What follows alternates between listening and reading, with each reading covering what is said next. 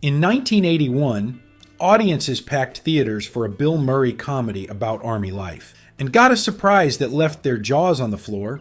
Somewhere in between the wisecracks, boot camp chaos, and Cold War hijinks, Stripes delivered one of the most eyebrow-raising sequences in early 80s cinema, a scene where John Candy found himself surrounded by beautiful women in bikinis, and a whole lot of mud.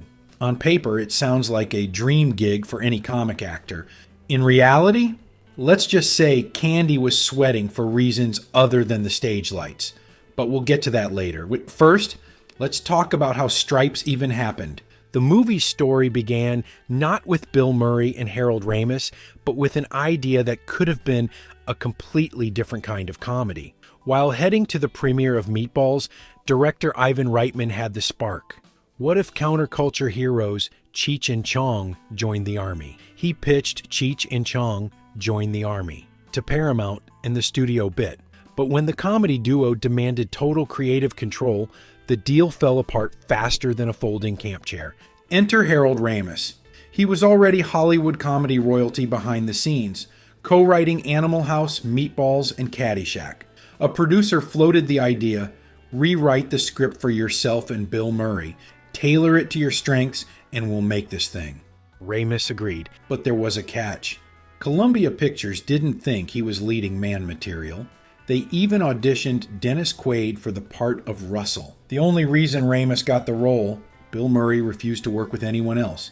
It was Ramis or bust.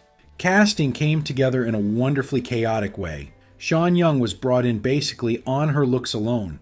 The producers felt her natural sweetness would balance out Murray's sarcasm. PJ Soles had instant chemistry with Murray in screen tests. John Candy didn't even audition. Reitman just knew he had the sparkle they needed. Warren Oates, known for gritty westerns like The Wild Bunch, was hired as Sergeant Holka because Reitman wanted a real hard-nosed presence to keep the misfit platoon in line. And then there was Conrad Dunn as Psycho Francis. Casting director Karen Ray spotted him on stage in New York and invited him to audition. Judge Reinhold, as Elmo, scored the leftover best jokes from the abandoned Cheech and Chong draft, a gift for any young comic actor.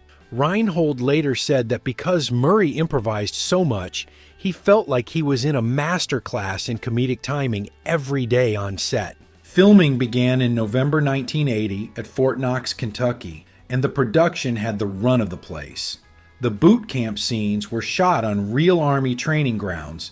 The Czechoslovakia scenes were actually filmed at a closed Jim Beam distillery in Claremont, Kentucky, and city shots came from Louisville. Later, production moved to sunny California for interiors on Burbank's Stage 20. One unusual choice during production was Ivan Reitman's decision to shoot many of the barracks and mess hall scenes in long, uninterrupted takes, sometimes running over 5 minutes without a cut. He believed it would give the audience the sense of actually living in the Army alongside the characters. This meant the actors had to nail their timing perfectly and keep straight faces through Bill Murray's constant ad-libbing. Harold Ramis later said that these marathon takes were some of the hardest acting he'd ever done because one glance at Murray improvising across the room could ruin the whole shot. The Army cooperated heavily with production, even lending equipment and uniforms, though they did insist on some script changes to avoid portraying the military as completely incompetent. The cast didn't just act like a band of goofballs, they lived it. Murray and Warren Oates famously drank together at the grave of actor Strother Martin. John Candy once invited the entire platoon cast to his place for a homemade spaghetti dinner and a big boxing match on TV. And when the news broke that John Lennon had been shot, the crew's mood crashed. Some admitted they were useless on set for days afterward.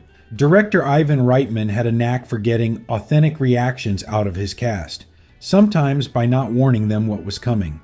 During the obstacle course scene, he told the recruits to grab Warren Oates and drag him through the mud, without telling Oates in advance.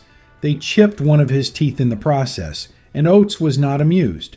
For the haircut scene, Reitman didn't warn anyone that the Army barbers were really going to shave their heads.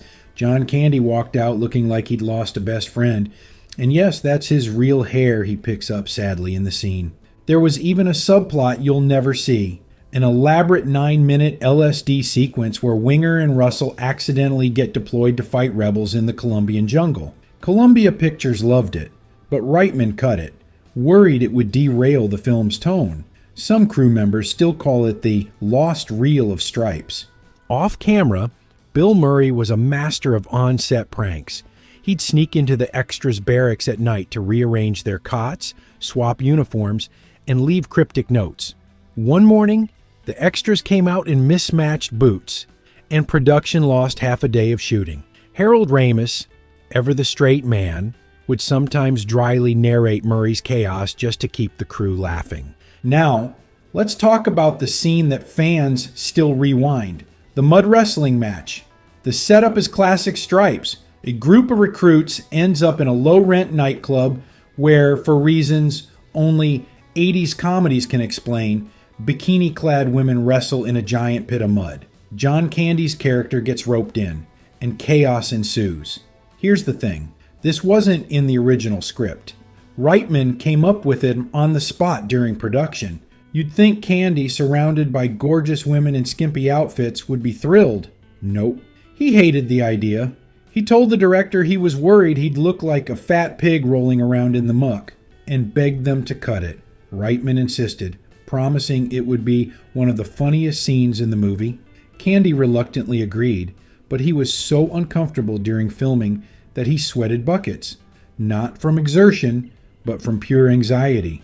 He later admitted that once he saw the finished film, he laughed harder than anyone else and couldn't believe how nervous he'd been. The women in the scene were real local performers, hired partly for their wrestling skills and partly for their willingness to get absolutely coated in mud under hot set lights. The crew had to stop filming multiple times to refill the pit and scrape mud off the cameras. Murray reportedly joked that they should have shot the scene in slow motion for science. When Stripes hit theaters in June 1981, it earned over $85 million worldwide on a $10 million budget. Critics called it the spiritual cousin to Animal House, and audiences fell in love with its mix of military satire and pure silliness. The mud wrestling scene became one of the film's most talked about moments, even if it nearly didn't happen. Today, Stripes stands as a prime example of early 80s comedy, a little raunchy, a little rebellious, and packed with actors who'd go on to become comedy legends. And for John Candy, that sweaty afternoon in the mud pit proved something important. Sometimes the scenes you dread the most are the ones audiences remember forever. Now it's time to hear from you. What's your favorite scene in Stripes? Comment below. Subscribe for more classics.